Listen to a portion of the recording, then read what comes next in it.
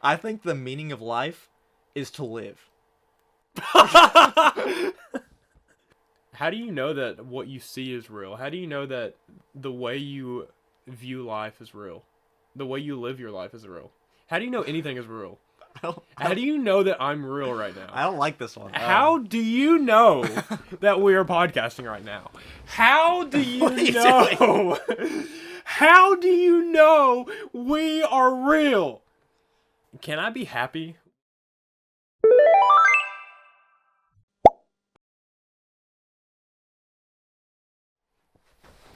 Hello and welcome to That Goes Awesome, the only podcast where everything goes awesome. Christian, I am so excited to podcast today.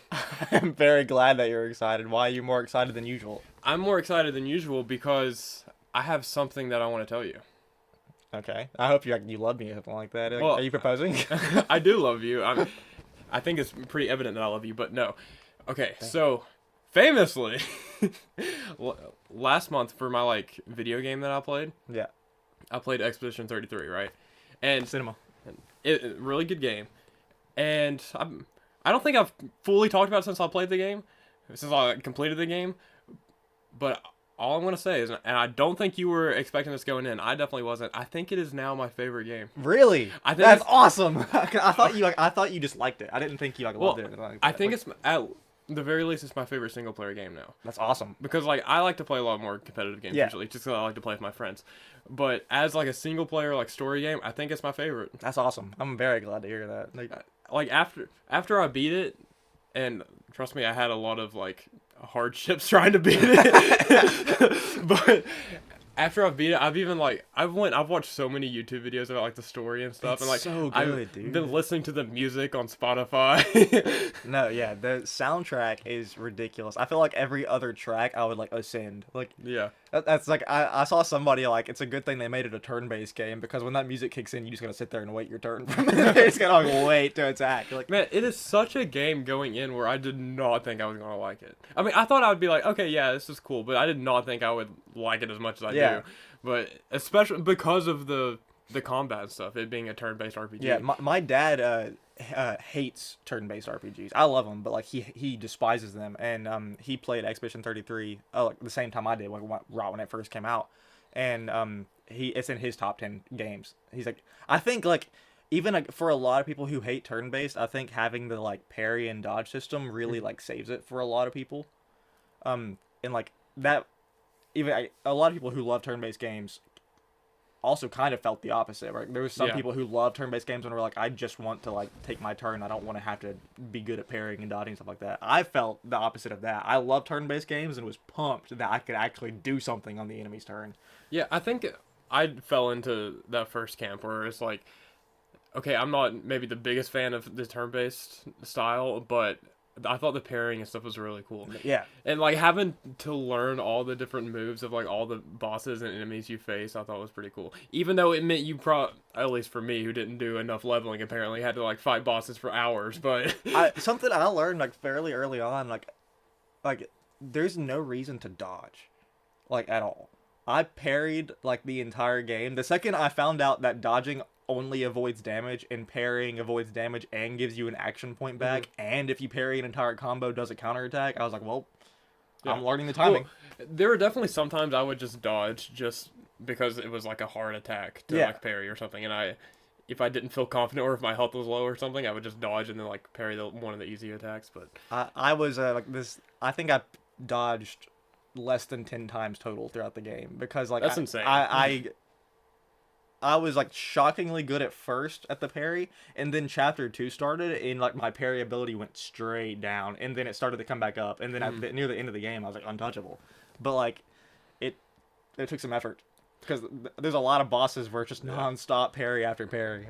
Yeah, but it's to the point now where I really want to make all my friends play that game because I want to I want to see their reaction to that game because it's so good. The story is so good, and all the questions you have throughout the game, then the reveal, it hits so hard. No, I know it's insane. Our friend Ethan, I had talked to him about it a few months ago and learned that he played it, but stopped after chapter 1.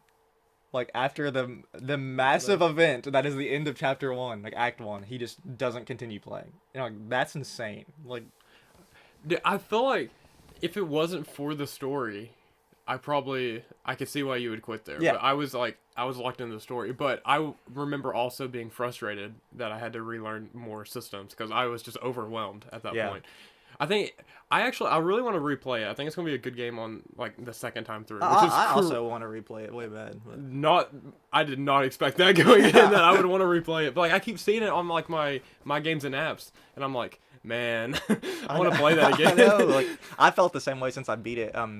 I was like pumped going into it because like I remember seeing it at an Xbox showcase when it was announced like 3 or 4 years ago, and like it showed up and I was just like a turn-based game that isn't like cartoony because that doesn't happen. Most of them are anime art styles, and I have nothing against an anime art style. I just like seeing a turn-based game have realistic-looking people. I was like, wait, this is actually kind of cool, and like I was pumped for it before like it like came out and ended up being really good. I was just hoping it was going to be good. I didn't expect it to be as good as it was. I didn't expect it to be like a game of the year contender or anything like that, or a win. And then as soon as I played it, I was like, this is going to win. But like, it's such a like artsy game.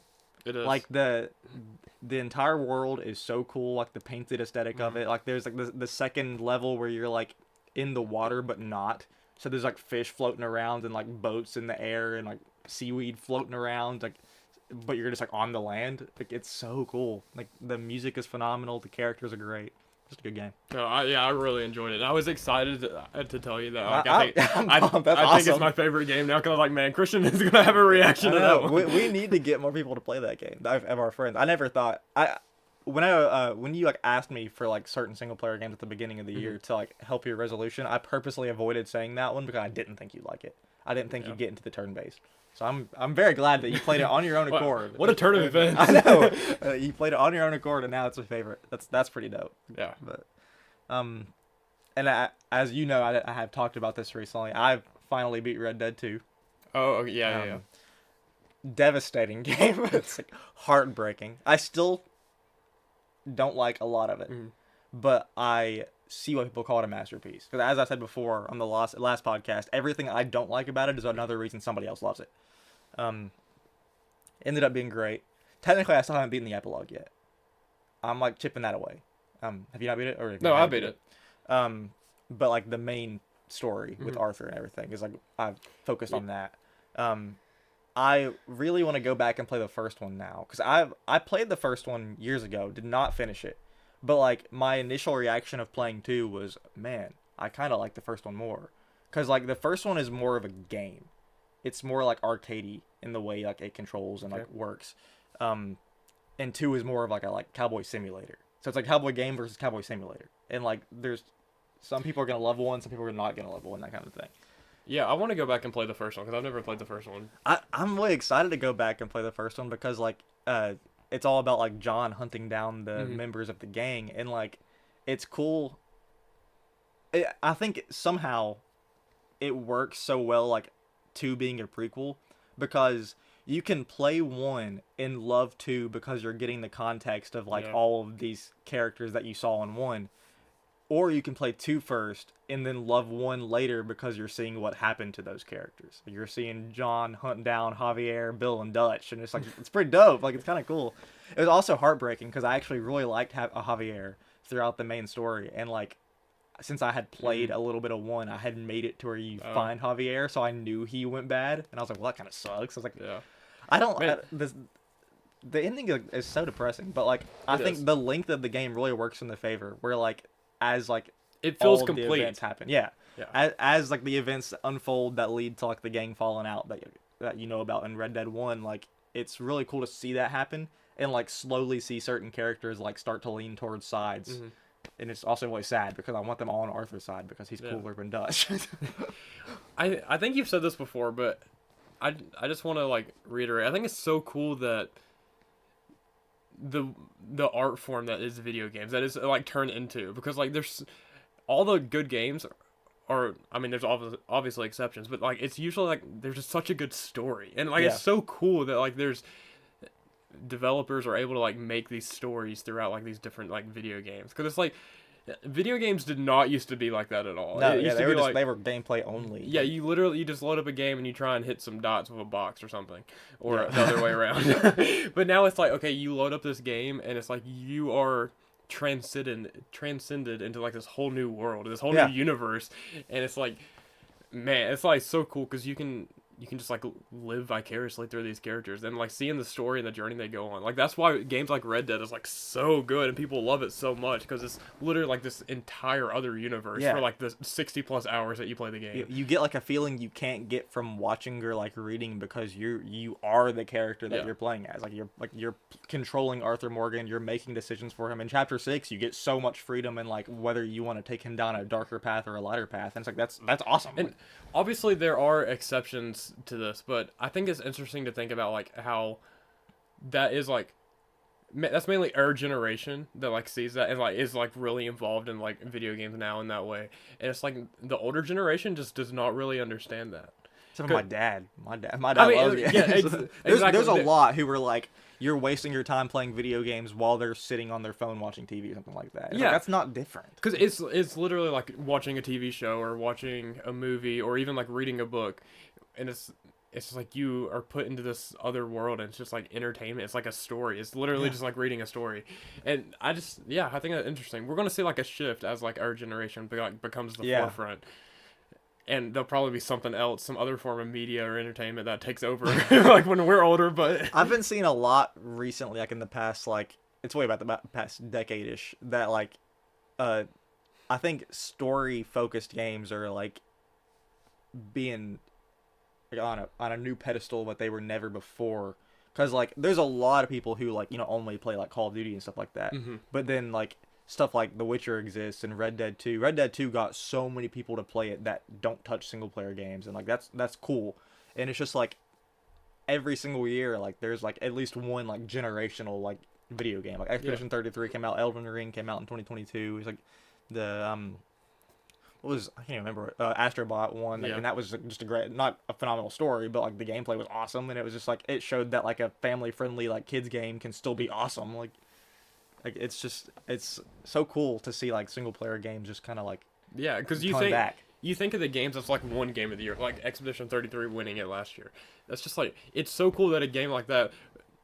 Other thing, it's so cool that a game developed by this other random like indie French studio is like able Barely to, more than 30 people too. yeah, it is able to make this masterful game and beat out all these like big corporations who are trying to you like. would have no clue it wasn't like a higher Yeah. budget game. Like it looks great, controls phenomenally. Like just I absolutely sweeped the Game Awards, just It did. literally nonstop. It was really funny watching the Game Awards and hearing the exact same snippet of the exact same soundtrack played every single time they won. Like it was so deserved though. Like Yeah. I know some people like didn't like seeing it win so much, but I'm like, in my opinion at least, I get wanting to have a limit for how much a game can be nominated or something like that. But like if a game deserves it. yeah, if a game deserves it, like I saw people argue that like it shouldn't have like best art direction, it shouldn't have like best like gameplay or best RPG, that kind of stuff, and I'm just like, but like it kind of does. Like Like- if that's what you like the art direction's incredible. Literally the entire story is about art and its effect on humans.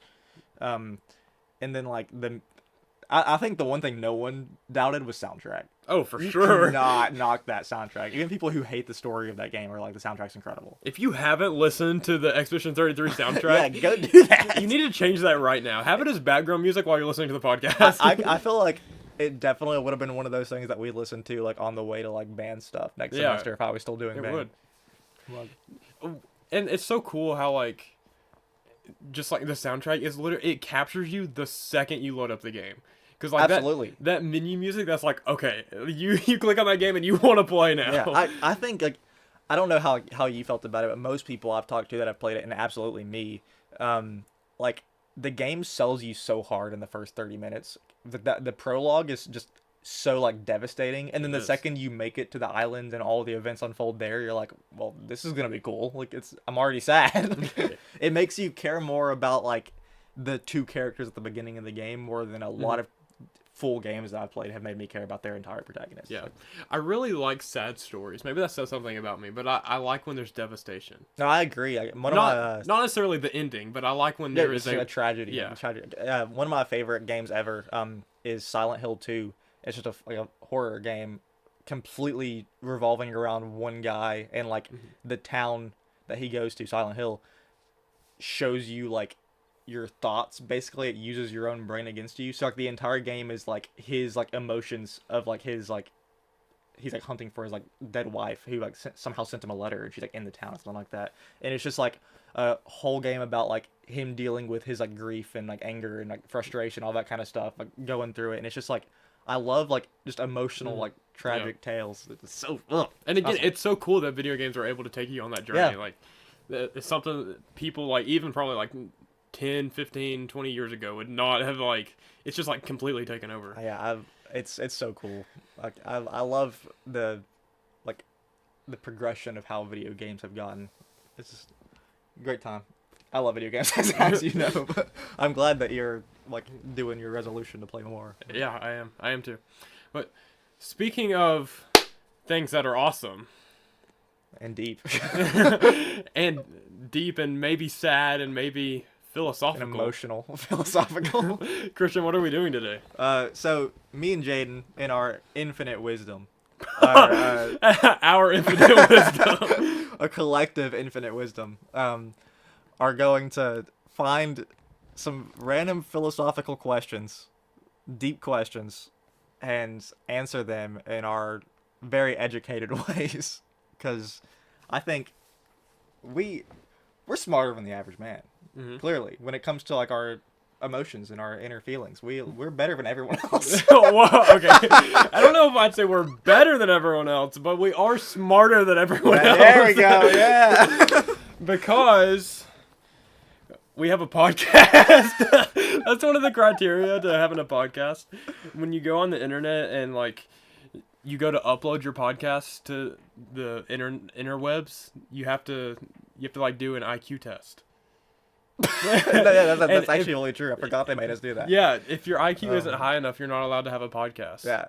Because they don't want to spread misinformation, because the government really cares about that. That's so true. And if there's also like a beauty scale. If you're not attractive enough, you can't post on YouTube. Like, Yeah, that's why some of the guests we've had on the podcast, those episodes haven't seen the light of day. Because they didn't pass the test. they wouldn't let us post it. If you've ever been a guest and you haven't seen the podcast in your feed, that's why. It's because you're ugly. That's crazy. Okay, so time to be smart. Disclaimer: every person that's ever recorded a podcast with us has been uploaded to YouTube, Even if it took longer for a couple of them. Okay, so Christian, Yeah, you're a human. I like to think so. Yeah, I'm a human. You're a human.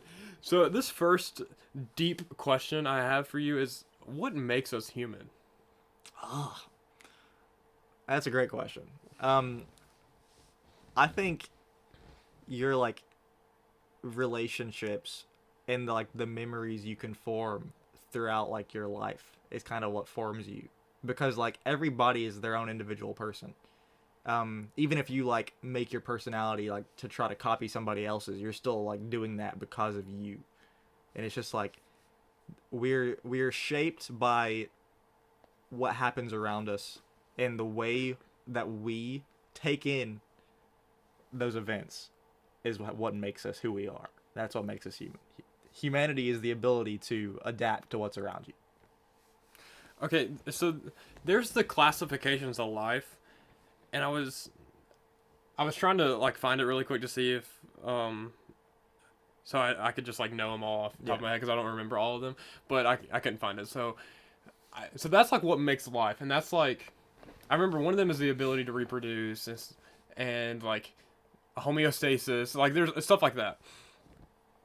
So I'm trying to think of something that like distincts humans from other life forms. And I like what you said about like the connections and like memories, kind of being able to like be aware. And I don't remember if this is one of the classifications of life, but maybe it's the answer of what makes humans human is just knowing that I can being see that. aware that you are this form of life. Yeah, I think like in like the easiest way to say it, I think to me humanity is like the ability to feel. You're just like conscious of the fact that you're human. I don't think like a dog is just like I'm a dog. And like humanity, like you just like obviously we have done a lot more than other things. You don't see dogs going and building houses. Okay, so I found the classifications of life. It's Okay. you have to be organized into cells, obtain energy, you have to respond to your environment, you have to grow, reproduce, maintaining internal stability, that's the homeostasis, and adapting to their environment over generations. So we see other forms of life also like adapt to their environment, but I don't know if that's necessarily awareness that they're adapting to their environment. Because you see things like the word escapes me, but just as stuff evolves, how like it changes to like fit this environment. And I don't know if it necessarily evolves because of it wanting to evolve. I agree because I like have But taken many biology classes stuff like that. Like they evolve, but it takes time. Like if you see something like a giraffe, they like evolved to have a long neck because the stuff they eat is like high up in the trees and stuff like that. Like anything with a long neck has that. Like anything with a long tail is so it can like stay in the trees, that kind of thing. And it's like they're doing that, but they're not making the conscious decision of like, oh, I want my next child to have a longer tail than me. yes, It's like, whereas humans, it's like, oh, the food I want is in that tree. I'm gonna build a ladder, and they're doing that then. Like, it's the theory of evolutions where it's like I don't know, was it Darwin? Was he the guy? he's one of them. He's definitely He's one. like the one, really. Yeah, so is that like the natural selection guy? Because that's what you're saying. Like it takes a long time. It's because you have these random like mutations, Yeah. and it's like if these ones with this mutation were like a giraffe, for example, one of them, whatever they evolved from, probably had a mutation of having like a slightly longer neck, and that one that had the longer neck is the one that was able to survive longer Yeah. or more or better because it was able to reach the tree. So over time, they just all started to have longer necks because those were the ones that Yeah. survived. So, in conclusion, what makes us human is being aware that we are human and being able to knowingly adapt and consciously adapt to our environment. Yeah. Is that a good philosophical answer for you? I think we took it in like two different ways, but I think combined, I think we have successfully created a human. We took that very scientifically. Well, you took it scientifically. I took it like emotionally. But like I think the point of philosophy is to think. Caveat, I think it's like the third time I said caveat this podcast, which is kind of weird, but I I'm hate smart today. I hate philosophy. I love philosophy. I think it's so fun. I took a philosophy class, and it was one of my least favorite classes I took in college. Do you know like the ship of Theseus and stuff like that? You ever heard of that? I've heard of it, but I can't tell you what it is. It's like it's like a very basic philosophy question. I cannot remember the entire thing, but it's something about like there's like a really old boat, and like over time, all of the planks have had to be like replaced at some point. Is it still the same boat? Like that's the kind of idea, and that's like one of the questions. And it's just like to me, like technically yes, but it's not made from the same materials. But like I could see how you could argue that in so many ways. I love philosophy. Like I'm trying to think of what the word paradox is. It's just like this. It's technically not, but it is. Like, I like that. I think that's interesting. So here's another one. okay. Is there another one? Sorry. Christian, how much control do you have over your own life? I don't think I believe that anyone has as much as they think they do. You are conscious, you specifically, you're conscious of your own actions, and for the most part, you're gonna like think them through and like think of like what the consequences could be. But in reality, those consequences aren't really up to you. They're up to the people around you to like decide for you. You can be your own person and make things happen in your life, but what the environment does around you is kind of what decides happens to you. If you grow up in a poor neighborhood and you're unable to get out of it, I don't think that's your fault. Like you're unable to like get like rich or anything like that. just a product of society and how it works. So I think it's just a question of fate, whether you believe in fate or not, whether you believe in maybe like religious fate or just fate in general. Because it's like, okay, do all these choices that I have, do they really matter? Or is everything going to work out the way it's supposed to, or the way it was always going to? Yeah. I think that's just kind of like which one do you believe? Do you believe there's fate, or do you believe you're a product of your own choices? I'm a very religious person, but I do believe that all of your choices, like, you have control over your choices, and like, you are a product of your own choices. Like, your choices can take you somewhere, but a lot of the time, what happens to your choices around you is out of your control. So let me ask you this. Were we always going to start a podcast? Or I think in every single timeline, there is at least some point, whether we're like 47 or just like 8, where we go to a Applebee's and we're like, I think it's time. I think. Well, let me ask you this: do you think our viewers have the choice to subscribe, or are they just always going to keep coming back until they subscribe? See, here's the thing. As you said, like, what was the question? Like, how much do we control our own life? Yeah. We don't control the success of our YouTube channel. You do, which is why you should subscribe and like this video.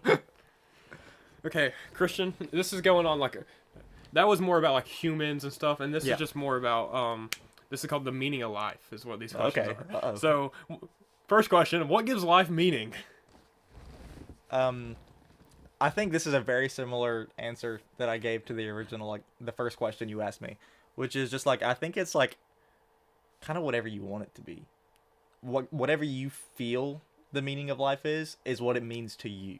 I don't think life has a specific meaning. I think this is gonna be the most philosophical line I've ever dropped in my entire life.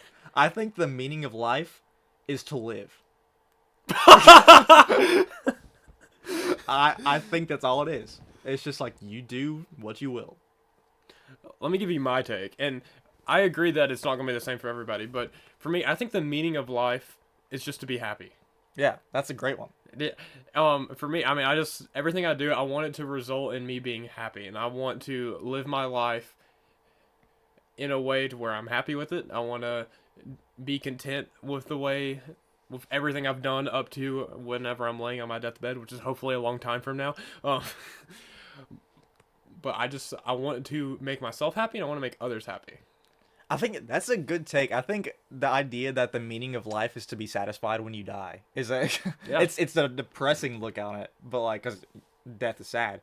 But like, I think the idea of like, you can be laying on your deathbed, conscious that you could go at any time and be like, I'm satisfied with what I've done. I think that's a good take. I guess the only other answer would be like to contribute to I'm not gonna say society, but like contribute to like the human race, in the sense of like, if you believe there is some type of external answer to life, maybe the answer to life is to help work towards figuring out what the meaning of life is. So developing the human race in some type of way. That's not the way I view it, but I could absolutely see that as a way. I mean, I don't think of it that yeah. way. I don't. But for example, like developing technology. So like now people live longer now because we have all this medicine and stuff with technology. So I don't know what it is, but maybe like the next step in the human race, some people believe, is to go to space and to find some other place to live. I think that's also a good take. I think like the meaning of life being innovation is kind of a cool, because like, we wouldn't be here if it wasn't for the people that were here before us, for better or worse. Like, got like crazy gas prices now, but like, I think that's also a interesting way to think about it. It's just like, we're kind of like setting up the future. Do you think there is any way for humans to live forever? No. I think death is such a natural part of life. I think technically the only way it would be able to be accomplished is to like transfer like your consciousness somehow into like a robot, and at that point you're not a human, you're not living, you're not alive. If you're a robot, you're not living. We've had this conversation before. Well, yeah, we've talked a lot about robots. I absolutely don't believe there's a way to do that. Okay, Christian, this section is about like perceptions and feelings and stuff like that. Okay. So how do you know that your perceptions are real? How do you know that what you see is real? How do you know that the way you view life is real? The way you live your life is real? How do you know anything is real? How do you know that I'm real right now? I don't like this one. How do you know that we are podcasting right now? How do you What are you know? How do you know we are real? No, I don't like this one. Have you ever seen The Matrix? I know you haven't. You're not No. the kind of person to do that. But like, the idea behind The Matrix is that like life is is completely like a simulation, and at one point like you wake up, and when you wake up, you wake up as like a human in like this like, crazy like sci-fi tank that is like charging the fake universe or whatever, and you realize that your entire life has been a lie, and there's something beyond you that is lying about what you're seeing, and like I don't believe that's what's going on, like at all. But like I do think the idea that my perceptions are different than yours is absolutely true. Like I think there's some stuff that's like almost objective. Like if you look at that wall, you're like, yeah, it's made of wood, and like you can't really deny that without like lying. But like I think the more like emotional aspects of life are like it's person to person. We've talked about this like when we're reading Reddit stories and stuff like that. Your feelings are like always valid because they're yours. You can't control the way you feel, you just do. I think we talked a lot about Expedition 33 in the beginning of this podcast, so I'm going to, if you do plan on playing that game, I'm just, brief spoiler warning, just skip forward like a minute or so.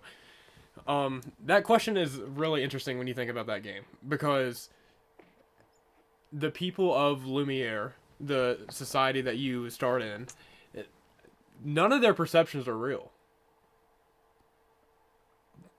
But they don't know that. It's all real to them. That is life. That is their... But as you play through the game, you find out that their real perception of life is just art.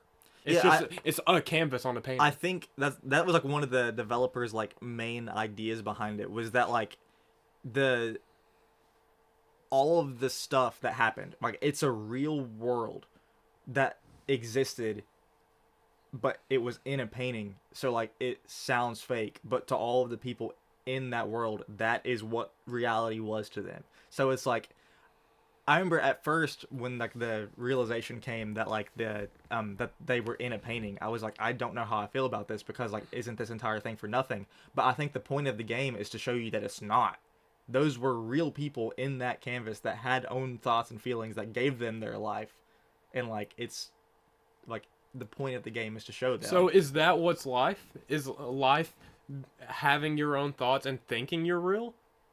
I think kind of. I kind of because objectively, when you zoom out, and this could be true for anybody, any situation, and this could be true for us right now, but if you zoom out, those people aren't real, because in another universe, they're just pictures on a page. They're just art. They're not real. They were drawn on a canvas. Yeah. Those people don't exist. But those people, zoomed in, believe they exist. So are they alive because they think they're real? Are they alive because they are perceiving life to be real?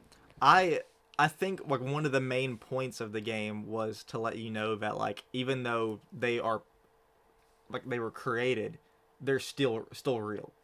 Because like I think this is gonna get crazy real quick, but like this is gonna sound really weird, but like I think it's no different, like viewing them as real in the concept of the game is no different than thinking that like we are real, and like if you're a Christian, God created us. That doesn't make us fake because somebody else on a higher like plane created us. We still exist. And I think it's kind of like the same idea with the game. Like these like weird, like we have no clue really what's going on in the real world of Expedition 33, but they created their own like world inside of it, and even like got lost in their own world because it was real to them too. So in conclusion, Verso is God. In that world, in a way. So no matter what you believe religiously, we could be for lack of a better word, a painting. or a canvas. I think so. And that doesn't mean we're not alive. But what we're doing right now is still happening to us, and I think that's what matters. So going off of that, can I trust my senses? That one is purely based on your mental health, man. I think that's kind of perception. Can I trust perception? I think what you see What you see is what you get. is you can trust a lot of the time, but also there's plenty of like people who don't. Some people are very adamant that the moon landing didn't happen, like that kind of thing. Like, did you see it? Yeah, you don't have to believe it, and some people don't. And like I think, so what was this one specifically? The second question, kind of perception was the last one. What is this one? Can you trust your senses? Yes. I think senses is easier for me to say yes to than perception, because perception is like person to person. You can see something and be like, I don't know if that's truly what I'm seeing, but like your actual senses, like I am feeling what I touch. If I touch this table, I know I'm feeling this table. But like there's other senses too. Like, can you trust what you hear? And like that's down to whatever you're hearing. That's down to whether you have problems If or not. somebody's lying to you, like, I mean, technically, can you trust that? Like, does that count as your senses? Like, Okay, so now we're going to talk more about just happiness. And can I be happy when faced with suffering? I was really hoping you were just gonna go, can I be happy as the question? No. No, Can- no, can- no. If you're suffering, you can't be happy. No. So okay, can you be happy if you're faced with suffering? I think so. I think even if you're, I know I've talked about a lot about like relationships and stuff like that, but I think that is truly like what makes us who we are. I think even if you're like absolutely down on your luck, your life sucks, you're broke, you can't do anything. If you have good people around you, you can still be happy when they're around. Okay, so can we have happiness without sadness? No. I don't think I believe that any emotion can exist with if one is taken out of the like emotional wheel. It has to have its counterpart. Yeah. So that means if I said the meaning of life is to be happy, does that also mean the meaning of life is to be sad? See, that goes directly into what I said, which I think the meaning of life is to feel. So like if happy and sad are both feelings, and then like anger and contentment are both feelings, and I think it's just a natural part of life that you're gonna feel all of them. So I am supposed to be sad. As- Whenever I'm sad, I need to just know that I'm supposed to be feeling this, because if I'm not sad, then I can never be happy. I think so. That's crazy to think about, but like I don't. You can't be happy if you know what it's like to not be. What are other opposites? Does that mean I cannot love anybody if I don't hate anybody? Technically, yes. But there's so many people that's like, no, I don't hate anybody. Like there's some people I dislike, but I don't like. But there's always, do you have to hate somebody to love somebody? So I don't think it's a universal you have to have one without the other, because I don't think that's true. See, I think it is true. Who do you hate? I don't like technically hate anyone on a conscious level. I'm not gonna be like, oh, I hate that guy, but I will be like, I really dislike that guy, and I know that like deep down, I probably hate that person. So it's okay. That's interesting. So there's a difference between like I hate somebody and feeling hatred towards somebody. Yes, I can absolutely despise a person's actions, but not hate the fact that they exist, because like they're doing with their life what they're doing, and I'm doing with my life what I'm doing. It's weird because like as I mention it again, as a Christian, I'm not supposed to hate anyone, but I don't think it's a feeling you can technically avoid. I will never claim to hate someone, but there's probably people out there that I subconsciously hate. Let us know other opposite emotions that you have to feel the other. With technology, some people are like, man, people just always on that phone. Yeah. But do you think we've become less happy as a society in this age of new technology? Yeah. Why? This is once again, going back to my thoughts on relationships and stuff like that, technology has prevented a significant amount of physical interactions that everybody would have had throughout their life. Because like staying at home on your phone on social media does not give you the same sense of being human as going to a park and meeting a new person.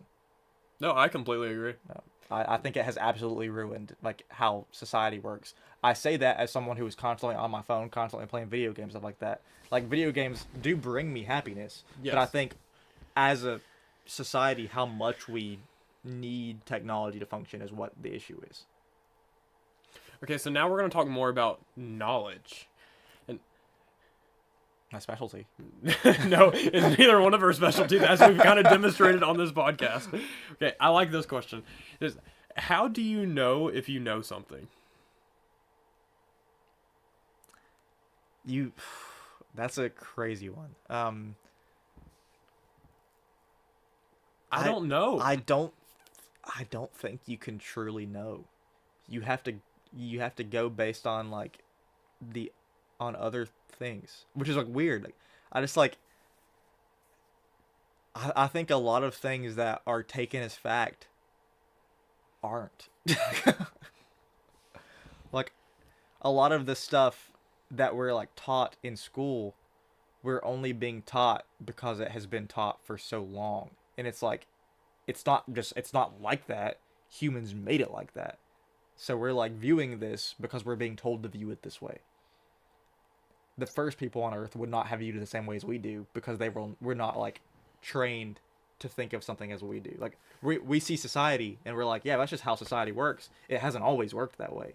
It has through years and years of progress has become what it is now. So arguably, going off of that, and then also thinking about what we said with new technology, as we get more knowledge, we know more and we understand more about the world than like we ever have before, at like where we're at right now. And that's sad. That as we've got new technology, as a society, we've gotten more sad. We've been less happy. But so, do you think ignorance really is bliss? Yeah, I genuinely do think that a lot of times, the more you know, the less happy you are, which is a really sad thing to think about. Well, I know some really stupid people that are really happy, and I mean that with the kindness of my heart. No, I genuinely do believe that. I feel like just like not knowing something can make you just feel better. Think about like a day that like how your day's going before you like view like a really awful like news story. Mm-hmm. Like if like a war starts or something like that. Like at the beginning of the day, you could just be having a normal chill day, everything's going fine, and then suddenly you spend the rest of your night absolutely terrified that you're gonna like die. And it's just like if you did not see that news story, you might have had no clue. Which it is important to know what's happening in the world, but obsessing over it will ruin you. So ignorance is bliss. I think so. I agree. Okay. So for this last one here, there's like a ton of deep philosophical questions we can get into. There's a lot. But I think I've tried to kind of like jump around and like cover like different ends of the spectrum. So now we're just going to talk about like time. Oh no. So do you think that time is eternal? And I'm going to let you think. I want to go ahead and say that I do think time is eternal. I think no matter what happens in the universe, in the world, if the world just randomly exploded, which is a lot more likely than you would think. That's why ignorance is bliss. Sorry, guys. But even if the world like completely ends, time still goes on. Because time is this external factor that is never ending, in my opinion. Because time existed before the Earth existed. I might get some of this wrong, but Earth didn't exist. The Milky Way didn't exist. Until like all these atoms in the sky because it's not really the sky, it's just space, but it's not even really space. Yeah. It all just like came together one day, and just for all these scientific ways made what we know as the Milky Way, which is our galaxy. But even before all that happened, I think time was still going on. I agree. There's like a running joke in one of my friend groups that like and it's a joke. We joke about it a lot, but it's like dead serious. We hate the concept of time because like the way time works is just like really depressing. Like we all like face an end someday. There's like we'll think about something that happened to us in high school and then think about the fact that it's over 4 years now, and it's just like all of these things where it's just like why does it feel like it was so recent, but why does like another thing that's like in the distant future feel like it's so close, that kind of thing. It's just like I absolutely think time is just like something that will never stop moving. And that's sad. It is. Not that I would say I necessarily want time to stop, but there's definitely times in my life where I'm like, man, I wish time would slow down. Yeah. Because I want to feel this moment longer, or I want to live in this moment for longer. Absolutely. And I think it's terrifying that time never stops or slows down, and it's just never ending. And no matter what you do, you're always going to age. Stuff is always going to get older. The earth is always going to become closer to death. Yeah. It's always sad to think about the fact there's always an end. Time, like everyone has their time, and it's just like not fun to think about. If you think about like any of like the older people in your family, and you like think about like the fact that their time is getting closer, and you're thinking about all the time that you theoretically have left without them, it's like stuff like that's just like depressing. It is really depressing. You know what else is really depressing? The fact that this podcast is over. The fact that it is time to end the podcast. But first, we have a promise to fulfill. No. To one of our long-time listeners. This is the worst episode to do this in. What are we doing? You turn around right now. No. We made a promise. Lena, Lauren, if you're out there, neither one of us really want to do this. You absolutely want to do this. I'm making a deal with you right now. Because this whole thing, this entire thing has always been about you until you randomly decided to make it about me. We're both going to turn around, and we're both going to do this at the exact same time to each other. Okay. Guys, thank you so much for listening to this deep philosophical rant. We got into some deep questions, and now we're going to get deep in each other's cracks as we give these wedgies. Christian, how do we do this? Stand up and turn around. Okay. Are we on? Oh, yeah, We're in frame. Okay, I guess grab the other person. Okay.